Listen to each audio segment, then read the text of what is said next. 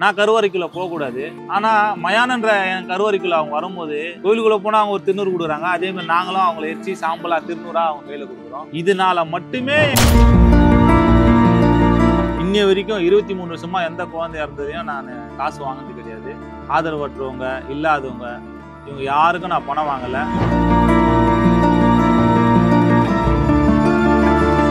குழந்தை இறந்தது. அந்த குழந்தை இறந்த உடனே அதை எடுத்துட்டு போய் எரிக்கிறது பொதிக்கிறது பண்ணியாச்சு.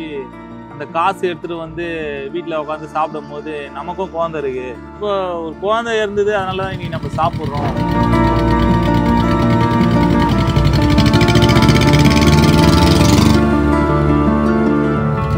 என் கையால நான் நிறைய பேர் கொல்லி வச்சிருக்கேன். இந்த உலகத்துல தாய் தகப்பனுக்கு மட்டும் வைக்கிற மத்தியில நிறைய பேர் கொல்லி வைக்கிற பாக்கியம் கிடைச்சது பெரிய விஷயம். அந்த நாதத்தை யாராலையும் சகிக்க முடியாது. ஒரு நாள் ஒரு கிட்ட போயிட்டு வந்தாலே ஐயோ அது அப்படின்னு ஊர் பேசும்.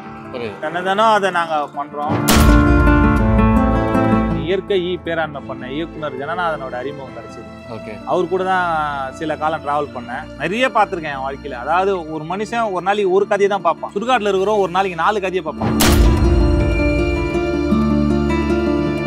இது 500 ரூபாய்க்கும் போவோம், 300 ரூபாய்க்கும் போவோம், 2000 ரூபாய்க்கும் போவோம். அதாவது சொகுசுன்னு நினைப்பாங்க. அதாவது எஸ்பி பாலசுப்ரமணி அவங்க பெரிய பெரிய நடிகர்லாம் செத்தா ஒரு கண்ணாடி வண்டி எடுத்துட்டு போவாங்கல்ல, அந்த வண்டியை நான் இப்ப 11 லட்சத்துக்கு செஞ்சுன்னு இருக்கேன். இது வரைக்கும் நான் பண்ற விஷயத்த சொன்னா தமிழ்நாட்டுல யாராலையும் பண்ண முடியாது. அந்த மாதிரி ஒரு வேலையை நான் பண்றேன்.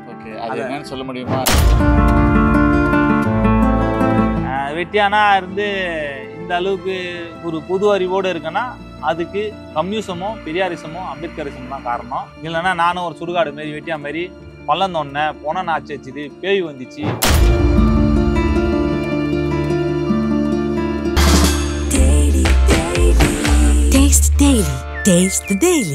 எங்களை மாதிரி உழைக்கும் மக்களும் தேடி போய் எங்களோட வழிகளையும் எங்களோட வாழ்க்கையும் வெளியே காட்டுறதுக்காக ரிஃப்ளெக்ட் நேயர்களுக்கு வணக்கம். தொழில் எத்தனை வருஷமா பண்ணிட்டு இருக்கீங்கண்ணா? நான் வந்து ஒரு 25 வருஷமா பண்ணிட்டு இருக்கேன் இந்த தொழிலை. எங்க அப்பா பேர் வந்து டில்லி, எங்க தாத்தா பேர் துரைக்கண்ணு, என் பேர் சக்திவேல். எங்க தாத்தா தான் இந்த வேலை செஞ்சிருந்தாரு. எங்க தாத்தா ஆர்பர்ல வேலை செஞ்சாரு, எங்க அப்பா மிலிட்டரியில வேலை செஞ்சாரு. நான் வந்து இந்த வெட்டியானா அந்த வேலை செய்யறேன். இந்த வேலைக்கு தள்ளப்படுறதுக்கு காரணம் எப்படின்னா, நீங்க எப்படி இந்த வேலைக்கு வந்தீங்க? தாத்தா வேலை எங்கெங்கயோ வேலை செஞ்சு பார்த்தேன், நிறைய வேலைகளை செஞ்சு பார்த்தேன், எதுவும் செட் ஆகல. செட் ஆகாத காரணத்தால அப்படியே அவருடைய வேலையை ஃபீஸர் பாக்ஸ், பந்தல், சேரு, சுடுகாட்டு வேலையை செட் ஆச்சு. அப்படியே இந்த வேலையிலேயே நிரந்தரமா சுடுகாடு வெட்டியானாவே இருந்தது. கொரோனா டைம்லாம் வந்து பார்த்தீங்கன்னா நிறைய அனாதை பணங்கள், அப்புறமேட்டு ஆதரவற்ற பணங்கள்லாம் வந்து பார்த்தீங்கன்னா அடக்கம் பண்ணியிருக்கீங்கன்னு சொல்லிட்டு கேள்விப்பட்டேன். அதை பற்றி சொல்ல முடியுமா? சின்ன வயசுல ஒரு வேலை செய்யும்போது ஒரு குழந்தை இறந்தது. அந்த குழந்தை இறந்த உடனே அதை எடுத்துட்டு போய் எரிக்கிறது பொதிக்கிறது பண்ணியாச்சு. அந்த காசு எடுத்துட்டு வந்து வீட்டில் உட்காந்து சாப்பிடும் போது நமக்கும் குழந்தை இருக்கு. இப்போ ஒரு குழந்தை இருந்தது, அதனால தான் இன்னைக்கு நம்ம சாப்பிட்றோம். வெட்டியானா இருந்தால் இதெல்லாம் பண்ணணுமா அப்படின்னு ஒரு கேள்வி வந்தது. அன்னிலேருந்து குழந்தைங்களாம் இறந்தா இன்னி வரைக்கும் 20 வருஷம் 23 வருஷமா நான் வாங்குறதில்ல. எந்த குழந்தை இறந்தாலும் சின்ன பசங்க இருந்தாலும் அது காசு வாங்க ஃப்ரீயாகவே பண்ணிடுவேன். அது எல்லாம் என்ன மாதிரி வேலை செய்யற தம்பிகளுக்கு எல்லாருக்கும் நம்ம ஊருக்கும் தெரியும். அடக்கம் பண்றதுக்கு மட்டும் தானே ஃப்ரீசரு, வண்டி எல்லாமே ஃப்ரீசர் பாக்ஸ், கிறிஸ்டின் பாக்ஸ் செய்ய சொல்லுவாங்க சின்னதா, அது கூட நானே செஞ்சு கொடுத்துருவேன். அதுக்கப்புறம் வண்டியில கொண்டு போறது எல்லாமே ஃப்ரீயா பண்ணுவேன். ஏன்னா குழந்தைங்களுக்கு எங்க அப்பாவும் சொல்லியிருக்காரு, குழந்தைங்கலாம் இறந்தா அது மாதிரி பண்ணாதரா அப்படின்ட்டு. இன்னைய வரைக்கும் 23 வருஷமா எந்த குழந்தை இறந்ததையும் நான் காசு வாங்கினது கிடையாது. ஆதரவற்றவங்க, இல்லாதவங்க, இவங்க யாருக்கும் நான் பணம் வாங்கலை. கொரோனா டைம்ல மட்டும் ஒரு 200-300 பேர் கொரோனா அந்த ஒரு வருஷம் மட்டும் ஒரு நாளைக்கு 23-24 பாடிங்க இருந்தது. இப்போ நான் ஒரு நாளைக்கு 12-13 பாடி எடுத்துகிட்டு போயிட்டு என் வண்டியில் எடுத்துகிட்டு போயிட்டு தொண்டு நிறுவனங்கள் தான் கூடுவாங்க. நான் காசு வாங்காமல் அடைக்கலம் பண்ணிட்டு அவங்களுக்கு பூ அதெல்லாம் போட்டு எங்கே பிறந்திருப்பாங்க எங்கே வளர்ந்துருப்பாங்கன்னு தெரியாது, என் கையால் அதெல்லாம் பண்ணிட்டு வந்திருக்கேன். நிறைய பேருக்கு கொல்லி வச்சிருக்கேன். யாருக்கும் கிடைக்காத பாக்கியம். தாய் தகப்பு இருக்கும்போது கடைசியா தாய்க்கு வைப்பாங்க, இல்லை தகப்புன்னு வைப்பாங்க. என் கையால நான் நிறைய பேர் கொல்லி வச்சிருக்கேன். இந்த உலகத்துல தாய் தகப்பனுக்கு மட்டும் வைக்கிற மத்தியில நிறைய பேர் கொல்லி வைக்கிற பாக்கியம் கிடைச்சது பெரிய விஷயம். இந்த வாழ்க்கைய நான் ஒரு வரமா நினைக்கிறேன். இந்த வேலையும் எனக்கு ஒரு வரமா நினைக்கிறேன். இது கேவலமாவும் நினைக்கல. ஒரு விஷயம் மட்டும், நான் கருவறைக்குள்ள போகக்கூடாது. ஆனா மயானன்ற என் கருவறைக்குள்ள அவங்க வரும்போது எனக்கு கொடுக்க மரியாதையை நாங்க கொடுக்க மாட்டேன். நான் அவங்க எங்க இறந்தவங்களை எங்க அப்பா எங்க அம்மாவுக்கு என்னவோ அந்த மாதிரி அழகா பண்ணி அவங்களுக்கு குங்குமம், மஞ்சள், அரிசி, பால் எல்லாம் செஞ்சு அதை அழகா எரிச்சு காலையில அஸ்தி கொடுத்து கோயிலுக்குள்ளே போனால் அவங்க ஒரு திருநூறு கொடுக்குறாங்க, அதே மாதிரி நாங்களும் அவங்கள எரிச்சு சாம்பலா திருநூறா அவங்க கையில் கொடுக்குறோம். நீங்க ஒரு வெட்டியானா இருந்து இப்போ என்னென்ன அவமானங்கள், என்னென்ன கஷ்டங்கள்லாம் பட்டிருக்கீங்க, சிக்கல்கள்லாம்? வெட்டியானா அவமானம்னா நிறைய சகிப்புத்தன்மை, அதாவது நிறைய நிறைய வேலை செய்வோம், அந்த பிணங்கள்லாம் நாத்தடிக்கும். அந்த நாத்தத்தை யாராலையும் சகிக்க முடியாது. ஒரு நாள் ஒரு கிட்ட போயிட்டு வந்தாலே ஐயோ அது அப்படின்னு ஊர் பேசும். தன்னதானோ அதை நாங்கள் பண்ணுறோம். ஓகேண்ணா, நீங்கள் என்னென்ன படிச்சிருக்கீங்க? நான் 9th 3 வருஷம் ஃபெயில் ஆகிடுது. ஓகே, 3 வருஷம் ஃபெயில் ஆகிட்டு அதான் வேலை இல்லாத நிறைய வேலைகள் செஞ்சேன். எங்கள் அப்பா தான் ஃபீச்சர் பாக்ஸு வண்டியெல்லாம் வாங்கி கொடுத்தாரு. இந்த வேலை இருந்து அப்படியே சுடுகாட்டு வேலை அப்படியே போயிட்டு அப்படியே கொஞ்சம் கொஞ்சமாக இந்த வெட்டியானா ஊர் வேலைக்காரனாக ஆகிட்டேன். இந்த ஊரில் சாவு இருந்தால் நான் தான் எல்லாம் பண்ணி தர மாதிரி ஆகிட்டேன். வேசார்படியில் நான் தான் பண்ண தரேன். இதை தவிர்த்து நீங்கள் என்ன வேலை பார்த்துட்டு இருக்கீங்கன்னா? ஒன்றுமே அறிவு இல்லாத இந்தமாதிரி சுடுகாட்டில் போனோம் பொதிக்கிறது எரிக்கிறது இந்தமாரி கூட இருந்துன்னு ஃபீச்சர் பாக்ஸ் இந்த வேலைலாம் செஞ்சுன்னு இப்படியே தான் இருந்தேன்.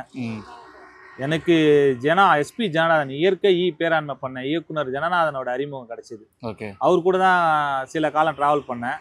அவர் கூட ட்ராவல் பண்ண இருக்கும்போது அவர் நிறைய படங்கள் பண்ணின்னு இருக்கும்போது கல்யாண கிருஷ்ணனோட அறிமுகம், அண்ணனோட அறிமுகம் கிடைச்சிது. பூலோகம் படத்தில் நடிக்கிற வாய்ப்பு கிடைச்சிது. ஓகே, அப்புறம் அப்படியே பார்த்தீங்கன்னா பூலோகத்துல இருந்து இப்போ அகிலனில் அசிஸ்டன்ட் டேரக்டராக ஒர்க் பண்ணியிருந்தேன். படம் ஃபுல்லாகவே அசிஸ்டண்டாக ஒர்க் பண்ணியிருக்கேன். கல்யாண கிருஷ்ணோட அசிஸ்டண்டாக ஒர்க் பண்ணுறேன். சூப்பர். இப்போ என்னன்னா என்னோட வாழ்க்கை, நான் பட்ட பிரச்சனைகள், இந்த சாவு, இந்த மத்தியில், இந்த சமூகத்து மத்தியில் இந்த இன போராட்டம், இந்த வர்க்க போராட்டம், இந்த மொழி போராட்டம், இந்த பெண் விடுதலை, இது எல்லாத்தையும் நான் பார்த்தது, நான் அனுபவிச்சது நிறைய பார்த்துருக்கேன் என் வாழ்க்கையில். அதாவது ஒரு மனுஷன் ஒரு நாளைக்கு ஒரு கதையை தான் பார்ப்பான். சுடுகாட்டில் இருக்கிறோம் ஒரு நாளைக்கு 4 கதையை பார்ப்பான். அந்த ஒரு மனிதன் எப்படி பிறந்தான், எப்படி இறந்தான்றது. அப்போது இதெல்லாம் எனக்கு நிறைய கேதர் பண்ணி வச்சுருக்கேன். இது ஒரு படமாக்கணுன்ற ஆசை தான். இப்போ இதை ஸ்கிரிப்ட் பண்ணி வச்சுருக்கேன். ஸ்கிரிப்டை ரிஜிஸ்டர் பண்ணிட்டேன். இதை படமாக்கணும், அவ்வளோதான் என் ஆசை. சுடுகாடு வெட்டியானா வந்து டேரக்டர் ஆகணுன்றது தான் என் ஆசை. அதுக்கான வேலைகளை தான் பார்த்துக்கிட்டு இருக்கேன். கொஞ்சம் நான் நேர்மையாக இருக்கிறனால தான் என்கிட்ட பணம் இல்லை. இங்கே வரைக்கும் என்னை நம்பி வரவங்களுக்கு தமிழ்நாட்டில் யாரையுமே பண்ண முடியாத ஒரு வேலையை நான் பண்ணுறேன். அதை நான் சொல்ல முடியாது. என்ன மாரி வேலை செய்கிறவங்க நிறைய பேர் இருப்பாங்கல்ல, அதனால் அது ஒரு மாதிரி கிராஸ் ஆகும். இது வரைக்கும் நான் பண்ணுற விஷயத்த சொன்னால் தமிழ்நாட்டில் யாராலையும் பண்ண முடியாது. அந்த மாதிரி ஒரு வேலையை நான் பண்ணுறேன். ஓகே, அது என்னன்னு சொல்ல முடியுமா? எனக்கு தெரிஞ்சு என்ன நடக்கும்னா நிறைய பணங்கள் வரும்போது காசு வாங்குவாங்க, அதெல்லாம் கேள்விப்பட்டிருக்கேன். அதுதான் வாங்குவாங்க. நான் பண்ணுற வேலை வந்து அதான் நிறைய பிஸ்னஸ் பண்ணுறாங்க இங்கே. நான் சொன்னால் தனிப்பட்ட முறையில் நான் தெரிய ஆரம்பிச்சிடுவேன். என்ன மாரி என் தம்பிங்களும் நிறைய பேர் பண்ணுறானுங்க. என்னை சுற்றி மூலகோத்திரம், காசிமூட, கொருக்குப்பேட்டை, வேசர்பில்லை. ஆனால் எல்லாரும் மத்தியிலையும் தமிழ்நாட்டில் யாருமே பண்ண முடியாத ஒரு வேலையை நான் பண்ணியிருக்கேன். நான் பண்ணின்னு தான் இருக்கேன், இன்னமும் பண்ணிட்டு தான் இருக்கேன். இது எல்லாம் என் வண்டி. இந்த மாதிரி 2 வண்டி இருக்குது. இதெல்லாம் இது 500 ரூபாய்க்கும் போவோம், 300 ரூபாய்க்கும் போவோம், 2000 ரூபாய்க்கும் போவோம். அதுக்கு மேலே போகாது, விலை கம்மியாக மட்டும் போவோம். இதெல்லாம் நான் சொந்தமாகவே என் உழைப்பில் வாங்கியிருக்கேன். எங்கள் அப்பா எனக்கு சப்போர்ட் பண்ணியிருக்காரு. அதாவது சொகுசுன்னு நினைப்பாங்க. அதாவது எஸ்பி பாலசுப்ரமணி அவங்க பெரிய பெரிய நடிகர்லாம் செத்தா ஒரு கண்ணாடி வண்டி எடுத்துகிட்டு போங்கல்ல, அந்த வண்டியை நான் இப்போ 11 லட்சத்துக்கு செஞ்சுன்னு இருக்கேன். அதாவது என்னன்னா அது ஒரு காலத்தில் ரொம்ப பெருசாக இருந்தது. பணக்காரங்க மட்டும் தான் அதில் ஃபீச்சர் பாக்ஸே பெரிய பணக்காராக இருந்த காலத்தில் நான் தான் ஃபஸ்ட்டு வாங்கினேன். 2000 99 2000 வாங்கினேன். அது அப்போட விலை 5000 ரூபாய் இருந்தது. அதை வாங்கி முதல்ல 500 ரூபாய்க்கு போட்டு அப்புறமா இலவசமாக கூட போட்டிருக்கேன். அப்போவே நிறைய இலவசமாக போடுவேன். அதோட பணக்காரனுக்கு மட்டுமே இருந்த ஃபீச்சர் பாக்ஸை கொண்டு வந்ததே நான் தான். இங்கே ஸ்லம்மில் வேசார்பல்ல முதல்ல 2000 25 வருஷம் ஆகுது. அதுக்கப்புறமா பார்த்தீங்கன்னா இப்போ சொகுசு வண்டியை கொண்டு வர போகிறேன். ஓகே, சொகுசுனா பெரிய பணக்காரனுக்கு மட்டுமே இல்லாத ஏழைங்களுக்கும் எங்களுக்கு மாரி ஆளுங்களுக்கும், நான் செத்தாலும், என் சொந்த பந்தம் செத்தாலும், என் உறவுகள் செத்தாலும் அந்த வண்டியில் தான் கொண்டு போகிறது. ஒரு 10 லட்சத்தில் நான் ஒரு வண்டி ரெடி பண்ணிக்கிட்டு இருக்கேன். சூப்பர். என் வாழ்க்கை ஃபுல்லாகவே இதேமாரி போயிடும். நான் பணம் சேர்க்கலை, இதில் மட்டும் நான் ஒரு மனிதனாக இருக்க விரும்புகிறேன், நல்ல மனிதனாக இருக்க விரும்புகிறேன். ஓகேண்ணா, உங்கள் வயசில் வந்து நிறைய பேர் வந்து பார்த்திங்கன்னா இன்னுமே ஒரு தெளிவில்லாமல் குடிச்சிட்டு கஞ்சா அடிச்சுட்டு ஊதாரித்தனமாக சுற்றிட்டு இருக்காங்களா? அவங்களாம் நீங்கள் என்ன சொல்ல விரும்புகிறீங்கண்ணா? நான் பண்ணாத பழக்கமே கிடையாது. தமிழ்நாட்டில் இல்லை, இந்தியாவில் என்னென்ன பழக்கம் இருக்கோ அதெல்லாம் பண்ணுவேன். எல்லா பழக்கமும் பண்ணியிருக்கேன். நீங்கள் குடி அது இதுன்னு எல்லாம் சொன்னீங்களே, எல்லாமே பண்ணியிருக்கேன். 2010 2000 கல்யாணத்துக்கு அப்புறம் கொஞ்சம் குறைச்சேன். என் ஒய்ஃபு கொஞ்சம் கொஞ்சமாக சுத்தமாக வச்சேன். அப்புறம் 3 பசங்க. ஓகே, நானும் குடிச்சு இல்லை வேற இந்த கஞ்சா அந்த பழக்கத்துக்கு அடிமையாகி ஜனான்ற அவர் முதல்ல உலக 20 குடும்பத்துக்கு சொந்தம்னு ஒரு புக்கை தராரு. அவர் டேரக்டராக கொடுக்குறா. அவர் நான் அது காட்டினாரு. கல்யாணம் அண்ணன் தான் இதை படிடா அப்படின்னாரு. நான் என்ன உலகம் எப்படின்னா 20 குடும்பத்துக்கு சொந்தமாகும், இல்லை 10 லட்சம் டேய் அதை படிடா அப்படின்னாரு. எனக்கு படி தெரியாதுண்ணா, கூட்டி தான் படிப்பேன். எத்தனை 1 மாதம் டைம் கூட எடுத்துக்கிட்டா அதுக்கப்புறமா படினாரு. அந்த புக்கு படித்தேன். ஒரு ஜான் பெர்கின்ஸ்னு ஒரு பொறியாளியின் ஒப்புதல் வாக்குமூலம், உலகம் 20 குடும்பம் சொந்தம், அந்த மாதிரி நிறைய புக்குங்களை படிப்பாங்க, படித்து எங்களுக்கு சொல்லுவாங்க. அந்த புத்தகம் தான் எனக்கு இந்த அறிவை கொடுத்துச்சு. இல்லைன்னா நானும் ஒரு சுடுகாடு மாரி வெட்டியா மாதிரி பள்ளம் தோண்டினேன், பொணம் நாச்சு வச்சுது, பேய் வந்துச்சு, அங்கே பேய் வந்துச்சு, இங்கே பேய் வந்துச்சு தான் சொல்லுவேன். வெட்டியானா இருந்து இந்த அளவுக்கு ஒரு பொது அறிவோடு இருக்கேன்னா அதுக்கு கம்யூனிசமும் பெரியாரிசமும் அம்பேத்கரிசமும் தான் காரணம்.